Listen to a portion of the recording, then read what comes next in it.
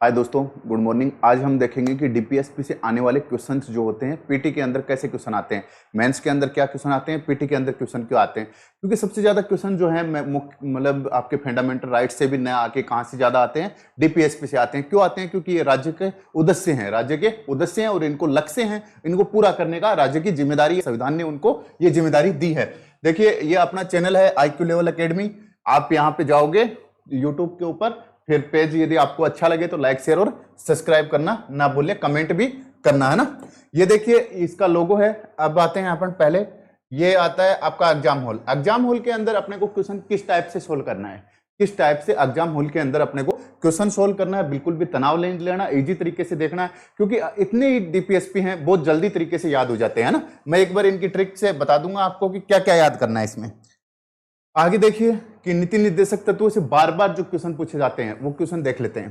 पहला है कि निम्नलिखित में से कौन भारत के संविधान के भाग 4 से बाहर डीपीएसपी है। भाग 4 से बाहर के डीपीएसपी, भाग 4 से बाहर के मूल अधिकार मैंने बता दिए थे, डीपीएसपी और बताए थे। डीपीएसपी जो है भाग 4 से बाहर के डीपीएसपी कितने हैं, तो भाग 4 के बाहर के जो डीपीएसपी हैं वो 3 डीपीएसपी हैं। कौन कौन से हैं? 335 के अंदर अनुच्छेद 335 में क्या बोला गया है कि सरकारी जो सेवाएं होती हैं उनमें एससी और एसटी के दावे, इसमें एससी और एसटी के दावे की बात की गई है जो बाहर का डीपीएसपी है। आगे देखिए 350 क्या है, मातृभाषा के अंदर शिक्षा देने की बात की गई है। यह भी हमारा कर्तव्य बनता है, राज्य का कर्तव्य बनता है कि मातृभाषा के अंदर शिक्षा दी जाए। और अगला कौन सा बनता है? 351 हिंदी भाषा को प्रमोट करने की बात की गई है, यह भी हमारा कर्तव्य बनता है। तो देखिए कौन सा भाग 4 से बाहर का है, अनुच्छेद 335 है। 51 क के अंदर क्या है? फंडामेंटल ड्यूटीज है, न कि डीपीएसपी। तो यहाँ पे क्या है? फंडामेंटल ड्यूटीज हैं, आपके कर्तव्य हैं, मौलिक कर्तव्य, आपके कर्तव्य बनते हैं, बाकी ये सब राज्य के कर्तव्य हैं। ठीक है, तो आपका करेक्ट आंसर 2 नंबर हो जाएगा।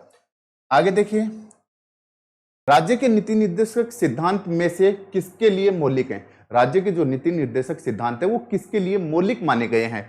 पिछड़ी जातियों के उत्थान की बात करते हैं, व्यक्तिगत अधिकारों का संरक्षण की बात करते हैं, आगे न्याय का प्रशासन की बात करते हैं और राज्य के शासन की बात करते हैं। तो विधि का शासन, राज्य का शासन जो है उसके लिए डीपीएसपी जरूरी है। ठीक है, अगला क्वेश्चन देखिए, भारतीय संविधान का कौन सा भाग अंतरराष्ट्रीय शांति और सुरक्षा को बढ़ावा देता है? यह आपके बार बार इंटरव्यू, प्री मेंस सब के अंदर पूछा जाता है। तो अंतरराष्ट्रीय शांति और सुरक्षा की बात करते हैं, तो अंतरराष्ट्रीय शांति और सुरक्षा जो है आपका अनुच्छेद 51 जो है, अनुच्छेद 51 वो अंतरराष्ट्रीय शांति और सुरक्षा की बात करता है। ठीक है, तो यदि भारत जो है वो अंतरराष्ट्रीय जो शांति और सुरक्षा के लिए संधियां बनेगा, उनका पालन करेगा, और जो 2 देशों के अंदर यदि विवाद हो जाता है, जैसे मोदी जी ने यूक्रेन और रूस के बीच में विवाद हुआ था, तो वहां मध्यस्थ की भूमिका निभाई और बोले कि अब युद्ध बंद कर देना चाहिए, ये उचित टाइम नहीं है।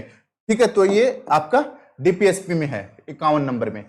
आगे देखिए कि संविधान का वह कौन सा भाग है जो संविधान के निर्माताओं के मस्तिष्क और उद्देश्यों को प्रतिबंधित करता है? कौन प्रतिबिंबित करता है उद्देश्य? और जो संविधान निर्माता जो थे उनके माइंड के जो थे, तो उनके मस्तिष्क का कि क्या उद्देश्य होने चाहिए, उनको प्रतिबिंबित करने के लिए कौन सा भाग जोड़ा गया? तो मूल अधिकार नहीं जोड़ा गया, संविधान की प्रस्तावना, डीपीएसपी। क्या जोड़ा गया? आपका करेक्ट आंसर हो जाएगा 3।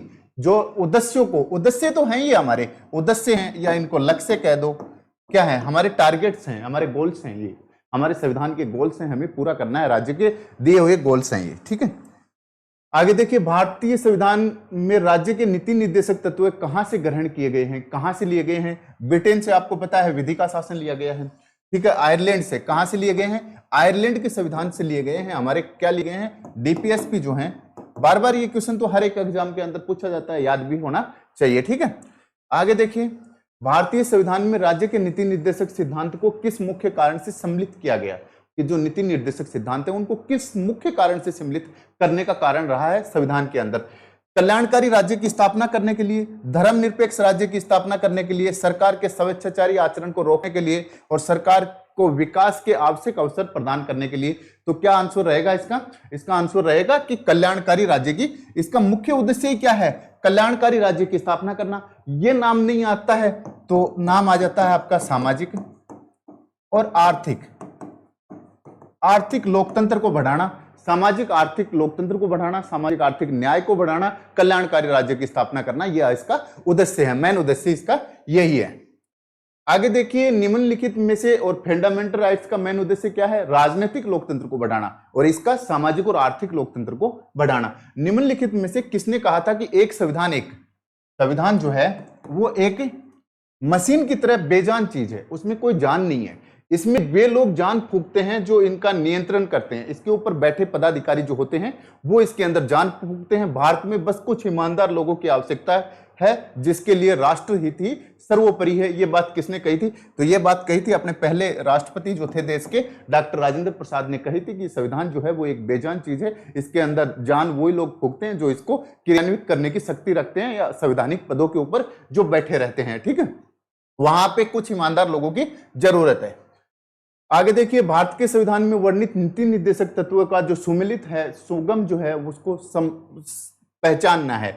समान न्याय और निःशुल्क विधिक सहायता, समान न्याय और निःशुल्क विधिक सहायता जो है वो 39A के अंदर है। कब जोड़ा गया था? ये 44 कॉन्स्टिट्यूशन अमेंडमेंट एक्ट के अंदर जोड़ा गया था। वो लास्ट में देख लेते हैं अपन कौन कौन से जोड़े गए हैं, बाद में नए कौन से हैं, क्या क्या बोला गया। कृषि और पशुपालन की बात करते हैं, ये 48 के आर्टिकल में है। ग्राम पंचायतों के गठन की बात करते हैं, ये 40 के आर्टिकल में है। पुरुषों और स्त्रियों दोनों को समान कार्य के लिए समान वेतन की बात करते हैं, स्त्री और पुरुष दोनों को समान काम के लिए समान वेतन की बात करते हैं। तो वो स्त्री और पुरुष दोनों को क्या दिया गया? समान कार्य के लिए समान वेतन की बात करते हैं। रणधीर सिंह का मामला आया था, तो आपको पता है कि ये वाद योग्य नहीं होते डीपीएसपी, लेकिन एक रणधीर सिंह का मामला आया था। रणधीर सिंह का मामला आया था 1982 में वर्सेज भारत संघ। इस मामले में यह कहा गया कि ये जो डीपीएसपी है, और तो डीपीएसपी वाद योग्य नहीं है, लेकिन ये डीपीएसपी वाद योग्य है यदि स्त्री और पुरुष को समान कार्य के लिए समान वेतन नहीं मिल रहा, भेदभाव हो रहा है, तो वो सुप्रीम कोर्ट, हाई कोर्ट के अंदर अपना वाद दायर कर सकती है। ठीक है, तो ये कितने में है? 39D के अंदर है। देखिए, सबसे ज्यादा इंपॉर्टेंट डीपीएसपी कौन कौन से हैं? सबसे ज्यादा इंपॉर्टेंट है आपका 38 से क्वेश्चन पूछा जाता है, 39 के 6 पार्ट हैं और 39A भी अलग से हैं, यहां से पूछा जाता है। फिर 40 का आपका पूछा जाएगा, फिर आपका 44 का अब की बार इंपॉर्टेंट बनता है क्योंकि मोदी जी ने कहा है समान नागरिक संहिता की बात की गई है ना। उसके बाद आपका 47 की बात करते हैं जो नशीले पदार्थ के लिए पूछा जा सकता है, 48 की बात करते हैं, 50 की बात करते हैं और 51 की बात करते हैं। ये ज्यादा इंपॉर्टेंट है, इन्हीं से क्वेश्चन बार बार रिपीट होते हैं। तो आपका करेक्ट आंसर 4 नंबर हो जाएगा। आगे देखिए, किस संविधान संशोधन द्वारा मौलिक अधिकारों की तुलना में नीति निर्देशक तत्वों को वरीयता दी गई थी? कि वरीयता के नीति निर्देशक तत्व जो हैं वो मतलब फंडामेंटल राइट्स के ऊपर हैं। किस संविधान संशोधन में ये बात कही गई थी? ये कही गई थी 42वां संविधान संशोधन के अंदर। किसमें कही गई थी? 42वां संविधान संशोधन के अंदर कही गई थी। आपका करेक्ट आंसर ये हो जाएगा। देखिए, ये पूछे गए क्वेश्चन हैं, यहां से बाहर कोई क्वेश्चन नहीं बन रहा, यहां से बाहर कोई भी क्वेश्चन बन रहा, जो क्वेश्चन बन रहे हैं वो सभी के सभी इसके अंदर ले लिए गए हैं। निम्नलिखित में से क्या राज्य के नीति निर्देशक तत्वों में शामिल हैं? कि राज्य के नीति निर्देशक तत्वों में क्या क्या शामिल है? देखिए, राज्य विकास के लिए विज्ञान और प्रौद्योगिकी को बढ़ावा देगा, विज्ञान और प्रौद्योगिकी को बढ़ावा देगा, ऐसी कोई बात नीति निर्देशक तत्वों में कही नहीं गई। राज्य पूरे भारत के नागरिकों के लिए एक समान नागरिक संहिता की बात की गई है, समान नागरिक संहिता की बात की गई, आर्टिकल 44 में की गई है। राज्य जनसंख्या और परिवार नियोजन की कहीं पे बात नहीं की गई। कार्यक्रम तैयार करने के लिए प्रयास करेगा, राज्य पर्यटन को बढ़ावा देगा, इसके लिए नहीं कहा गया। जबकि 49 के अंदर क्या कहा गया? जो अपनी विरासत जो है उनके संरक्षण की बात की गई है, पर्यटन का कहीं पे नाम नहीं लिया गया। तो आपका करेक्ट आंसर जो है 2 नंबर हो जाएगा। आगे देखिए, निम्नलिखित में से कौन सा नीति निर्देशक तत्व नहीं है? कौन सा नहीं है? समान कार्य के लिए समान वेतन, तो ये क्या है आपका 39D के अंदर क्या कर देंगे? सबको डिपॉजिट बराबर कराया जाएगा। ठीक है, तो समान कार्य के लिए समान वेतन हो गया स्त्री पुरुष को। गाय और दुधारू पशुओं के वध पर प्रतिबंध की बात करते हैं, तो 48 का जो आर्टिकल है, गाय और पशु जो भी आपके दुधारू पशु हैं, तो इनके क्या करना है? इनके वध के ऊपर रोक लगाई गई है। जनसंख्या नियंत्रण का कहीं पे नाम नहीं दिया गया। पंचायतों का गठन आपका आर्टिकल 40 के अंदर दिया गया है। तो आपका कौन सा नहीं है? आपका 3 नंबर नहीं है। आगे देखिए, निम्नलिखित सुमिलित नहीं है। आर्थिक लोकतंत्र किसने कहा था? अंबेडकर ने कहा था। अंबेडकर ने क्या कहा था? आर्थिक लोकतंत्र। यहां से क्वेश्चन बहुत बार पूछे जा रहे हैं आजकल। आर्थिक लोकतंत्र किसने कहा था? अंबेडकर साहब ने क्या कहा था? आर्थिक लोकतंत्र। समाजवाद के बिना फेबियन समाजवाद किसने कहा था? आइवर जेनिंग ने कहा था। किसने कहा था? आइवर जेनिंग ने कहा था। सामाजिक क्रांति के उद्देश्यों को बढ़ावा देना, ये किसने कहा था? ग्रेनविले ऑस्टिन ने कहा था। जी ऑस्टिन ने कहा था, है ना, जी ऑस्टिन ने कहा था, ग्रेनविले ऑस्टिन ने कहा था। ठीक है, आगे देखिए, आर्थिक क्षेत्र में समाजवाद, ये के एम पणिकर ने कहा था कि ये तो आर्थिक क्षेत्र के अंदर ही समाजवाद लाते हैं, सामाजिक क्षेत्र में समाजवाद नहीं लाते। तो आपके चारों के चारों क्या हैं? सभी के सभी इसके अंदर सही है। यहां से कोटेशन आपको बार बार क्वेश्चन पूछा जा सकता है, जो अपना आरएस पीटी का एग्जाम है, असिस्टेंट प्रोफेसर का, आरपीएससी का एग्जाम है, वहां से ये क्वेश्चन अच्छा बनता है। ठीक है, आगे देखिए, निम्नलिखित में से कौन सा डीपीएसपी मूल संविधान में नहीं था? कौन से डीपीएसपी मूल संविधान में नहीं था?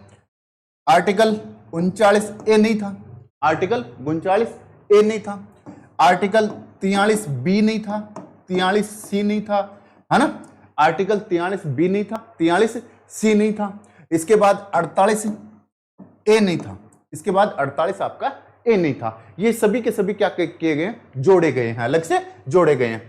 देखिए, निम्न में से कौन सा नहीं था? एक समान नागरिक संहिता की बात करते हैं 44 के अंदर, ये पहले से था।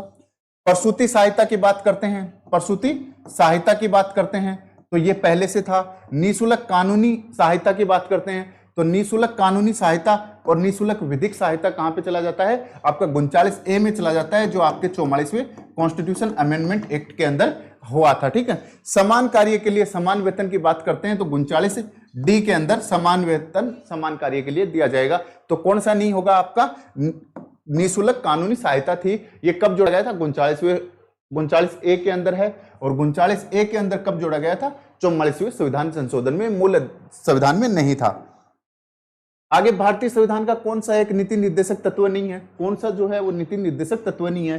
पंचायतों का गठन की बात करते हैं 40 के अंदर, नागरिकों के लिए एक समान नागरिक संहिता की बात करते हैं 44 के अंदर, कार्यपालिका का न्यायपालिका से पृथक्करण की बात करते हैं 50 के अंदर, शिक्षण संस्थानों की स्थापना और प्रशासन अल्पसंख्यक वर्गों के लिए बोला गया है, तो 3 प्रकार की शिक्षण संस्था बोली गई थी। ये आपका किस में आता है? आर्टिकल 30 में आता है, फंडामेंटल राइट्स के अंदर आता है। तो ये जो है ये डीपीएसपी नहीं है। आगे देखिए, किस वाद में अपने फैसले द्वारा उच्चतम न्यायालय ने राज्य के सभी, क्वेश्चन इंपॉर्टेंट है, लगा लेना, सभी डीपीएसपी को वरीयता देने के संसद के प्रयास को, क्योंकि 42वें संविधान संशोधन में ये बोल दिया था कि मूल अधिकार जो हैं वो डीपीएसपी से बाहरी हैं, लेकिन आगे जाके बोल दिया कि इसको निष्फल कर दिया, इसको अप्रभावी कब कर दिया गया था? ये कर दिया था मिनर्वा मिल्स का मामला, क्योंकि 42वां संविधान संशोधन 1976 में हुआ था, तो 1976 के 4 साल बाद में 1980 का वाद आया था, मिनर्वा मिल्स मामला आया था, और इस मिनर्वा मिल्स मामले में क्या कर दिया गया था? बोल दिया गया कि मूल अधिकारों से डीपीएसपी हावी नहीं है, मूल अधिकार तो फंडामेंटल हैं, जो हमेशा ही रहेंगे, ये राज्य के हैं, वादियों के नहीं है, तो इसलिए ये हावी नहीं होंगे। तो आपका पहला जो है करेक्ट आंसर हो जाएगा। आगे देखिए, सूची 1 सूची 2 का मिलान करना है। ग्राम पंचायतों का गठन आर्टिकल 40 में, एक समान नागरिक संहिता 44 में, कृषि और पशुपालन 48 में, न्यायपालिका और कार्यपालिका का पृथक्करण की बात करते हैं 50 के अंदर, है ना, तो यहाँ पे 48 दिया जाता है, जबकि गलत होता है, 50 के अंदर आएगा। तो इसके अंदर क्या है? सभी सत्य हैं। क्या आएगा? सभी जो हैं वो आपके सत्य हैं। आगे देखिए, भारत के संविधान में वर्णित नीति निर्देशक तत्वों का सुमिलित युग्म पहचानना है आपको। समान न्याय और निःशुल्क विधिक सहायता की बात करते हैं, समान न्याय और निःशुल्क, ये अभी सेकंड ग्रेड में भी आया था और बहुत बार रिपीट हो चुका है, ये बार बार क्वेश्चन पूछा जाता है ना, नए वाले पेपर में आया था। समान न्याय और निःशुल्क विधिक सहायता किसमें था? 39A के अंदर था, 39A में था। कब जोड़ा गया था? 44वां कॉन्स्टिट्यूशन अमेंडमेंट एक्ट के अंदर जोड़ा गया था, ध्यान रखना। कृषि और पशुपालन का संगठन, कृषि और पशुपालन कितने में है? आपके कृषि और पशुपालन 48 के अंदर है। ग्राम पंचायतों का गठन आपके कितने में है? 40 के अंदर है। पुरुषों और स्त्रियों दोनों को समान कार्य के लिए समान वेतन देना, ये किसमें है? 39D के अंदर है। और 39D को क्या बोला गया कि रणधीर सिंह के मामले में बोला गया कि इसमें आप वाद के लिए जा सकते हो, ये एक ऐसा डीपीएसपी है जो वाद योग्य है। तो ये जो है आपका करेक्ट आंसर हो जाएगा, सुमिलित यही है, बाकी तीनों क्या है? गलत है। आगे देखिए, राज्य के नीति निर्देशक तत्वों में से किस एक को संविधान के अनुच्छेद 14-19 द्वारा प्रदत्त मूल अधिकारों पर वरीयता दी गई है? तो ये वरीयता जो है ये किस में दी गई थी? ये 25वां कॉन्स्टिट्यूशन अमेंडमेंट एक्ट किया गया था। इसमें क्या कर दिया गया था? 31C जो है, आर्टिकल 31C जोड़ दिया गया था। उसके अंदर बोला गया था कि जो आपके 39B और 39C जो हैं वो क्या होंगे, आपके मूल अधिकारों को यदि आर्टिकल 19 और 14 का यदि समानता की बात करते हैं, विधि के समक्ष समानता की बात करते हैं, या फिर आपके स्वतंत्रता के अधिकार की बात करते हैं, उनका उल्लंघन कर सकती है। ये वहां पे वरीयता दी गई है, यहाँ पे हाई दी गई है। ठीक है, तो 25वां संविधान संशोधन इसके लिए जोड़ा गया, फिक्स बनाने के लिए आर्टिकल 31C के अंदर ये बातें कही गई है। तो देखिए, कर्मकारों के लिए निर्वाह मजदूरी, आगे 6 वर्ष से कम आयु के बालकों के लिए प्रारंभिक बाल्यावस्था की जो देखरेख है और शिक्षा का प्रावधान, पर्यावरण का संरक्षण और संवर्धन तथा वन्य और वन्य जीवों की रक्षा करना। आगे आर्थिक व्यवस्था इस प्रकार चले कि धन और उत्पादन के जो साधन है उनका तो क्या नहीं होना चाहिए, वो सभी के लिए होना चाहिए, उनका केंद्रीकरण नहीं होना चाहिए। धन और उत्पादन के जो साधन है उनका क्या होना चाहिए, धन और उत्पादन जो है, देश के धन और उत्पादन के जो साधन है उनका केंद्रीकरण नहीं होना चाहिए, विकेंद्रीकरण होना चाहिए। पूरे देश के संसाधनों पे पूरी जनता का हक होना चाहिए। पार्टिकुलर किसी, मैंने ये बताया भी था कि राजस्थान में तेल निकलता है फिर भी 50 रुपए लीटर नहीं मिलता, क्योंकि वो सभी देशों को, पूरे देश को दिया जाता है, क्योंकि वो सेंट्रल गवर्नमेंट की चीज है। सेंट्रल गवर्नमेंट का जो प्रोडक्ट है उसके ऊपर सभी का बराबर हक होगा, इसलिए लगभग रेट बराबर रखी जाती है। आगे देखिए, निम्नलिखित डीपीएसपी में से कौन सा भारत के संविधान में मूलतः सम्मिलित नहीं था, कौन सा जो था वो मूलतः नहीं था। स्त्री और पुरुष को समान रूप से जीविका की बात करते हैं, 39A की बात करेंगे। इसमें जीविका की बात की गई है, रोजगार की बात नहीं की गई। तो जीविका वाद योग्य इसलिए नहीं बनाया क्योंकि हर आदमी को पेट भर के खाना उस टाइम पे देना जरूरी नहीं था, मतलब अपनी वो नहीं थी कि 200 साल तक हम गुलाम रहे थे, तो वहां उस टाइम पे इनको वाद योग्य नहीं बनाया गया। पर्याप्त साधन प्राप्त करने का अधिकार, ग्राम पंचायतों का गठन, आर्टिकल 40। उद्योगों के प्रबंधन में कर्मकारों की भूमिका की बात करते हैं, उद्योगों के प्रबंधन में कर्मकारों की भूमिका, तो ये कब जोड़ा गया था, ये आपका किस में आता है, 43A में आता है, 43A के अंदर आता है। उद्योगों के प्रबंधन में कर्मकारों की जो भूमिका है उनकी लेनी चाहिए, और ये कब लेनी है, ये आपका 42वां कॉन्स्टिट्यूशन अमेंडमेंट एक्ट जो है उसके अंदर जोड़ा गया था। कृषि और पशुपालन जो है आपका 48 का आर्टिकल जो है वो आपका सही है। तो आपका करेक्ट आंसर, उद्योगों के प्रबंधन में जो मजदूर हैं, कर्मकार हैं, उनकी यूनिट के बारे में पूछना चाहिए, उनको कितना टाइम आपको काम करना है, ये सब बातें मैनेजमेंट के साथ होनी चाहिए। तो ये कब जोड़ा गया था, ये जोड़ा गया था आपका 42वें संविधान संशोधन में, तो ये मूल संविधान में नहीं था, तो आपका करेक्ट आंसर 3 हो जाएगा। आगे देखिए, यदि सरकार द्वारा डीपीएसपी को लागू नहीं किया जा सकता, तो एक नागरिक किसके पास जा सकता है, किसके पास वाद ला सकता है, तो ये उच्च न्यायालय के पास, उच्चतम न्यायालय के पास, राष्ट्रीय मानवाधिकार के पास, या इनमें से कहीं पे भी, क्योंकि आर्टिकल 37 जो बोला गया है, 37 में बोला गया है कि ये वाद योग्य नहीं है, वाद योग्य नहीं है। आप इनके उल्लंघन पे या राज्य लागू नहीं कर रहा है तो आप कोर्ट में नहीं जा सकते, ठीक है, ये वाद योग्य नहीं है। तो करेक्ट आंसर आपका डी हो जाएगा। भारतीय संविधान के अंतर्गत धन का केंद्रीकरण किसका उल्लंघन करता है, धन का जो केंद्रीकरण है, संसाधन जो है उनका बांटना है, तो किनका उल्लंघन करता है ये समानता का अधिकार, राज्य के नीति निर्देशक के तत्व है, स्वतंत्रता का अधिकार, या कल्याण की अवधारणा। केंद्रीकरण किसका उल्लंघन करता है, यदि इस टाइप का ये क्वेश्चन यूपीएससी पीटी के अंदर पूछा गया था कि भारतीय संविधान के अंतर्गत धन का केंद्रीकरण, धन का जो केंद्रीकरण होगा तो आपके डीपीएसपी का ही तो उल्लंघन करेगा, क्योंकि यहाँ पे विकेंद्रीकरण चाहिए, अपने को विकेंद्रीकरण चाहिए, ठीक है। तो ये किसका उल्लंघन करता है, राज्य के नीति निर्देशक तत्वों का उल्लंघन माना जाएगा, ठीक है। आगे देखिए, निम्नलिखित में से कौन सा कारक किसी उदार लोकतंत्र में स्वतंत्रता की सर्वोत्तम सुरक्षा को नियत करता है, कौन सा कारक जो है वो किसी उदार लोकतंत्र में स्वतंत्रता की बात की गई है कि सर्वोत्तम सुरक्षा की बात करता है। क्वेश्चन अच्छा है, इंपॉर्टेंट है, आ सकता है। एक प्रतिबंधित न्यायपालिका होनी चाहिए, शक्तियों का केंद्रीकरण होना चाहिए, निर्वाचित सरकार होना चाहिए, या शक्तियों का जो पृथक्करण है वो आपकी उतनी स्वतंत्रता को सुनिश्चित करेगा, क्योंकि इसमें कार्यपालिका न्यायपालिका के अंदर हस्तक्षेप नहीं करेगी, न्यायपालिका स्वतंत्र होकर आपके हितों के फैसले देती रहेगी। जन कल्याण के लिए तो बना है राज्य किस लिए बना है, जन कल्याण के लिए बना है। न्यायपालिका, कार्यपालिका, ये सब किसके लिए बनी है, जन कल्याण के लिए। निम्नलिखित में से डीपीएसपी के संबंध में कौन सा कथन सत्य नहीं है, अनोखी विशेषता, सत्य नहीं की बात पूछे, अनोखी विशेषता, है ना। तो अनोखी विशेषता किसने कहा है, डॉक्टर अंबेडकर ने कहा है किसने कहा है? डॉक्टर अंबेडकर जो हैं उन्होंने क्या कहा है कि संविधान जो है ये तो एक अनोखी विशेषता ही जुड़ गई, क्योंकि हमने फंडामेंटल राइट्स अलग कर दिए थे और डीपीएसपी अलग कर दिए थे। संविधान की आत्मा किसने कहा था? जी ऑस्टिन ने कहा था। जी ऑस्टिन अमेरिकन थे, 2011 का पद्मश्री पुरस्कार भी इनको दिया गया। भारतीय संविधान के लिए बहुत कुछ लिखा गया। इन्होंने ठाकुरदास भार्गव ने भारत किस आत्मा या संविधान की आत्मा किसको कहा था? प्रस्तावना को कहा था। प्रस्तावना को कहा था। अंबेडकर ने किसको कहा था संविधान की आत्मा? आर्टिकल 32 को। ये तीन सब थोड़ा ध्यान रखना, आत्मा से लेके आते हैं। वैसे पूछ लिया जाए भारत की आत्मा, भारतीय संविधान की आत्मा क्या है? प्रस्तावना है। नामदे के लिए पूछ लिया जाए कि प्रस्तावना को भारतीय संविधान की आत्मा किसने कहा? ठाकुरदास भार्गव ने कहा। आगे डॉक्टर भीमराव अंबेडकर ने भारतीय संविधान की आत्मा किसको कहा? आर्टिकल 32 को, संवैधानिक उपचार के अधिकार को कहा। जी ऑस्टिन ने किसको कहा? डीपीएसपी को भारतीय संविधान की आत्मा कहा है। ठीक है। सच्चा कूड़ाधन किसने कहा? टी कृष्णामाचारी ने कहा है। एक ऐसा चेक जिसका भुगतान बैंक जो है उसके ऊपर मर्जी पे छोड़ दिया जाए कि उसके पास पैसे होंगे तो लागू कर देगा, नहीं होंगे तो नहीं किया जाएगा, ये किसने कहा था? केटी शाह ने कहा था। किसने कहा था?